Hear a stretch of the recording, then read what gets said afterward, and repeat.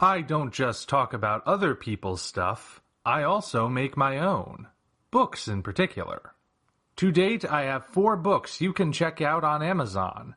Operation Red Dragon: The Daikaiju Wars Part 1, Occult Mafia, Emerald of Maddox City, and the short story collection Assorted Absurdities, Tales of Kaiju Punk and Other Genres. Hop on down to the description for Amazon links to all 4 books. Enjoy whichever ones you read, and enjoy the video.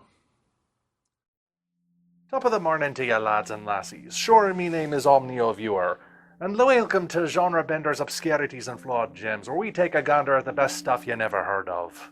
Okay, stop. That's enough. You probably just offended everyone in Ireland by doing that. North or south? Who cares? Personally, I'm offended by how horrible your accent is. Alright, I'll speak normally. I just wanted to commemorate St. Patrick's Day today, and since I have no snakes to banish, instead I'll be looking at a musical that is as Irish as it is American. This is FINIAN'S Rainbow.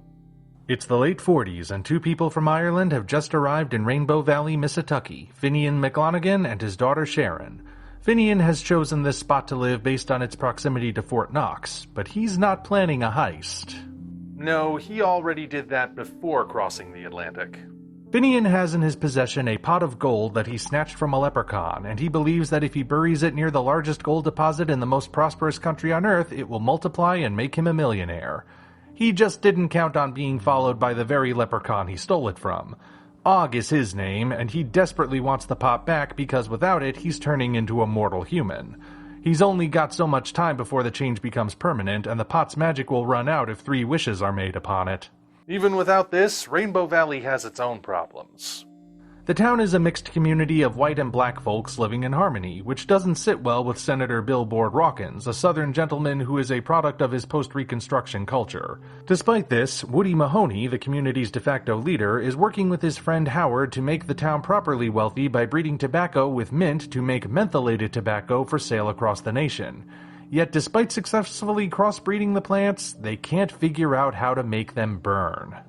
Yeah, there is a lot going on in this show, but the bigger developments come later. For now, a brief assessment of quality. One could consider this film a revival of sorts for the classic movie musical. The original Broadway show debuted in 1947, but musicals of that sort had been in a slump since the mid-50s, Hollywood-wise. Then this movie comes along, complete with Fred Astaire in the lead role, and despite a few minor changes to the book and lyrics, it feels very much like a throwback to another time. Not everybody back in the day understood what it was going for, but time has been kind to Finian's Rainbow, and it's considered a classic today. Well, as long as the frogs don't learn what happens later. I'll get to that soon, Snazzy. Let's not jump the gun. This is a visually stunning movie, of that there's no question. Musical numbers utilize a vast natural terrain that makes already big routines feel even bigger. These outdoor locations are truly beautiful to look at just on their own, and they blend quite nicely with the artificial forest used in other shots. I mean, sure, you can tell the difference between the constructed sets and the real outdoors, yet at the same time, you just believe that it's all the same. Rainbow Valley feels like a real place, but it also feels fanciful enough that you can believe a leprechaun really would show up there. The cinematography also results in very interesting shots not typical of musicals or even regular movies from the time. There's one shot towards the beginning where the camera moves rapidly through a moving train. The shot is intentionally sped up and jerky, with Woody teleporting between boxcars as we go. It's the only shot like it in the whole film, and to me it looks like it was inspired by the silent era.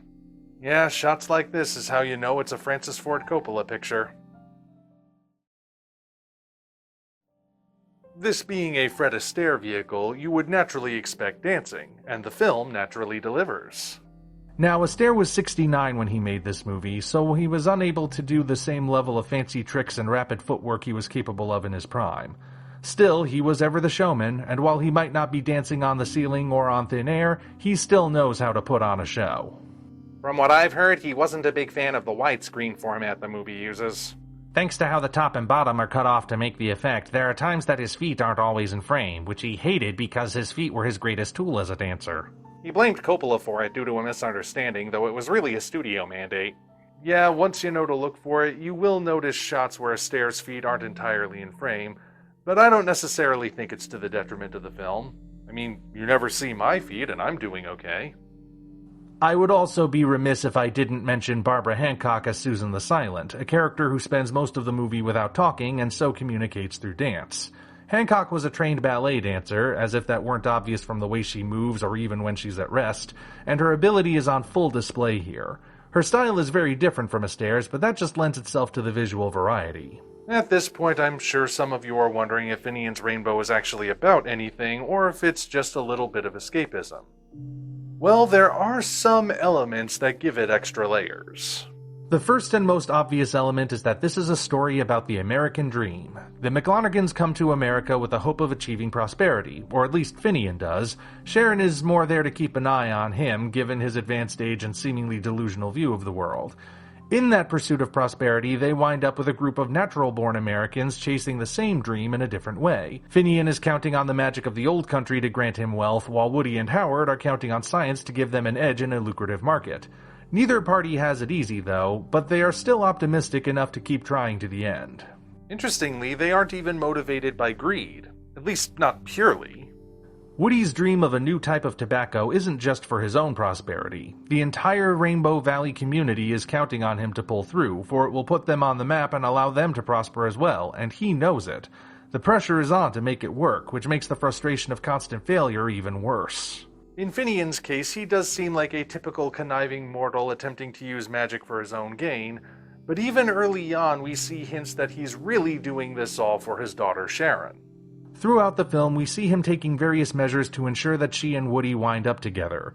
Sure, it's partially narcissistic since he sees a bit of himself reflected in the younger man, but he also knows how his daughter feels about him, and he knows that if Woody's plan works out, Sharon will be taken care of after he's gone. This is jumping ahead a bit, but it's no wonder that after the two are wed at the end and a working formula for mentholated tobacco is found, Finian takes off on his own. Sure, you could say it's callous for him to leave on the day of his daughter's wedding, but he is now assured that she, and by extension her children, will have a future in the land of opportunities. So his work is done. Then we have Ogg's storyline, which is one big puberty metaphor. As mentioned, without the gold in its proper place, Ogg is turning from a leprechaun into a human. This starts with him having a significant growth spurt and eventually develops into feelings he's never felt before. That sensation is called horniness. Boy, is it ever, and the movie's not even subtle about it. Ogg has at least several centuries worth of untapped desire in him that's suddenly bubbling to the surface all at once, and he's essentially stuck trying to figure it out on his own while still clinging to what magic he has left. This is best exemplified in the song When I'm Not Near the Girl I Love, in which he struggles with reconciling his initial crush on Sharon with his newfound feelings for Susan, and even questioning if it's possible to love only one girl. Don't worry, he eventually figures it out. But Omni, there's one more thing to discuss, is there not? Yeah, and this is the point where I dread potentially bringing this movie to the attention of the cancel mobs, but I feel this particular thing must be discussed all the same. From early on in the show, it's obvious that themes of racism will be explored using the character of Senator Rawkins, but the surprising part is how. Rawkins is established as a man who loves America, but not everybody in America. This means he's not especially fond of that strip in Rainbow Valley where whites, blacks, and immigrants live together in a charming, happy community. Of course, being a senator, he can draft laws whenever he wants and has no problem making such a community illegal. This leads to him getting chewed out by Sharon, who unknowingly stands on the spot where her father buried that magical pot of gold as she speaks these fateful words. I wish to God you were black! Then this happens. I'm a son of a bitch. I fear we might get demonetized, Omni. Well, that's a risk we'll have to take if we're to discuss this properly. Yes, Rawkins gets turned into a black man, and this is realized by applying dark makeup to his skin, a technique known as blackface. Now, blackface is widely regarded as an outdated practice of the entertainment industry, largely due to how it portrays negative caricatures of black people. Essentially, it's theatrical mockery. Finian's Rainbow, however, took a chance and asked the question of whether or not blackface could be used as a tool against racism. This is not the only piece of media from the civil rights era that used blackface to this end. There's a rather infamous Superman comic where Lois Lane gets turned into a black woman to similar effect, and even an episode of MASH got in on it. In Finian's Rainbow, however, it is acknowledged that just changing Rawkins' exterior isn't enough. When the turned Rawkins encounters Og in the forest, Og realizes that the senator hasn't really changed his outlook at all, so he uses a little magic of his own to expand his narrow mind and make him open to learning. From there, Rawkins falls into the company of gospel singers who welcome him in as their fourth member, and his experiences with them are what bring about the real change. Interestingly, we learn that Rawkins' racism is not just a product of the culture he was brought up in, but also the result of ignorance about things he should know better.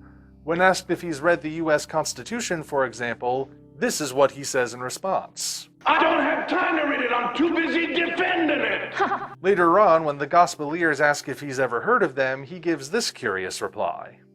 Well, I've kind of been out of touch with the gospel recently. These lines tell us that, as far as the show is concerned, Rawkins' outlook is neither American nor biblical, and given what we know about him, he really has no excuse to not be familiar with the Constitution or the Bible. Unfortunately, Rawkins is one of those guys who needs to have an extreme experience in order to change his mind.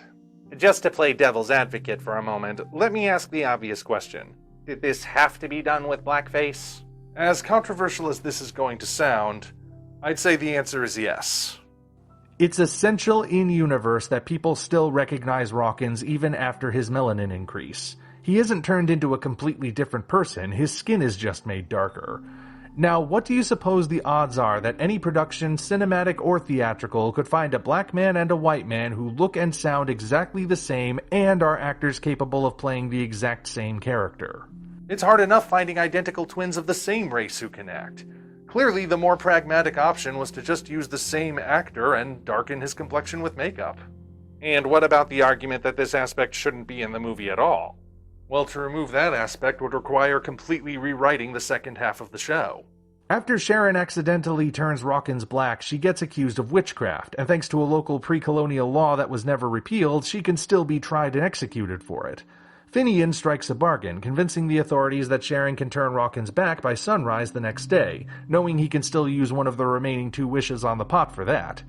Unbeknownst to him, Susan found the pot after a rainstorm and moved it somewhere else, and she can't talk to tell anyone where she put it. Og accidentally finds it when he unknowingly uses the second wish to grant Susan speech. At this point, Og has a choice to make.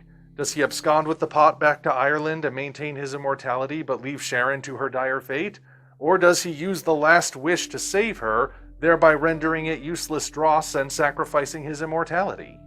One kiss from Susan convinces him to make the right choice. Fairyland was never like this. All of that vanishes if you remove the race swap aspect. It's kind of a Tropic Thunder scenario, where people who haven't seen the movie will look at a picture of Robert Downey Jr. in blackface and demand retribution for racial insensitivity. People who have seen the movie, however, understand that there is such a thing as a joke, and jokes can either be funny for their own sake or used as a unique form of commentary. FINIAN'S Rainbow is the same way. It's shocking, yes, but shocking with a purpose. Well, shocking or not, FINIAN'S Rainbow is just a good movie. Oh, absolutely. It uses commentary to make a point, but it doesn't let that commentary get in the way of the story. That makes it a perfect viewing experience for St. Patrick's Day, and it won't give you a hangover when it's done. Guess that's all. Until such time as we meet again, this is the Omni Viewer signing off.